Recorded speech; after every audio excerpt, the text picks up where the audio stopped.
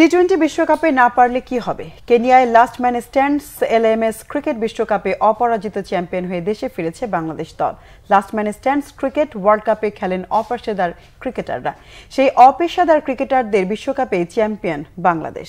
অপেশাদার ক্রিকেটারদের নিয়ে এই বিশ্বকাপের দ্বিতীয় আসর অনুষ্ঠিত হয়েছে কেনিয়ার নাইরোবিতে। সেখানে অংশ নেয় Pakistan, England, south Africa, Australia সহ 12টি দেশ। এই বিশ্বকাপে প্রথমবার অংশ নিয়ে চ্যাম্পিয়ন হয়েছে বাংলাদেশ। ফাইনালে ইংল্যান্ডকে ৭৭ রানে হারিয়ে শিরোপা জেতে এলএমএস বাংলাদেশ দল। বেশ কয়েক বছর ধরে বাংলাদেশের কয়েকটি দল বিশ্বের বিভিন্ন দেশে অপেশাদার টুর্নামেন্ট খেলে আসছে। সেই দলগুলো থেকে সেরা ক্রিকেটারদের বাছাই করেই এবারের দল গড়া হয়েছে। দুপুরে দেশে ফিরলে বিমানবন্দরে বিশ্বকাপ জয়ী দলকে ফুল দিয়ে বরণ করে নেয় বাংলাদেশ এলএমএস ফ্র্যাঞ্চাইজি ও স্পোর্টস ম্যানেজমেন্ট কোম্পানি এইচ।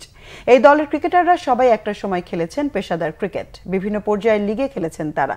এখন অ্যামেচার ক্রিকেট খেলে বিশ্বকাপ চ্যাম্পিয়ন হতে পেরে দারুণ খুশি তারা।